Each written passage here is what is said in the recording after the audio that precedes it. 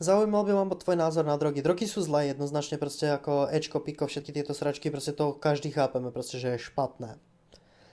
Ja som sa dosral! No ale čo tá tráva? Mám bombu! Mám bombu! Bomba. Mám bombu! V dnešnom vnímaní, hneď sa ti venujem, hrozne ďakujem.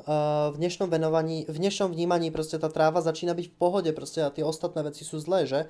No dobre, ale tú trávu väčšinou kúpiš od rovnakého človeka, od ktorého buď kúpiš, alebo proste získaš kontakt na človeka, od ktorého kúpiš tie ostatné veci, proste. Takže nemyslím si, že to je moc dobre nastavené. Ja by som to zlegalizoval, zdanil, proste boli by príjmy, proste začalo by to byť legálne a začalo by to chrániť ľudí proste od styku s ľuďmi, ktorí sú proste práve toho charakteru, proste, že už majú v piči, proste sú mimo zákona, tak to už je jedno, ako hlboko mimo toho zákona sú. No a tým pádom by som to teda legalizoval a spravil to takýmto štýlom. Navyše ďalej, tie zakázané veci sú zaujímavejšie ako tie nezakázané veci. Proste máš veľa ľudí, proste, ktorí nechcú piť, pretože proste alkohol není pre nich zaujímavý, pretože je ľahko získateľný proste.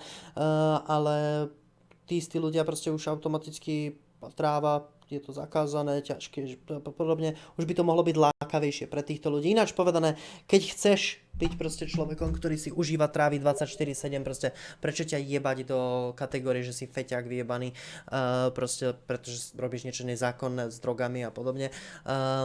Automaticky ti to viacej ako keby ubližuje ako človeku, takže trávu legalizovať, zdaniť, proste spraviť to legálnym, proste zarobiť z toho, oddialiť mládež proste od drog, tvrdšieho charakteru, oddialiť mládež od toho, že proste už som v určitej šedej zóne proste a nebezpečnej zóne proste a som na ňu zvyknutý, tým pádom by mi nerobilo problém mať pri sebe nie len gram trávy, ale proste možno aj Ečko alebo čokoľvek. Toto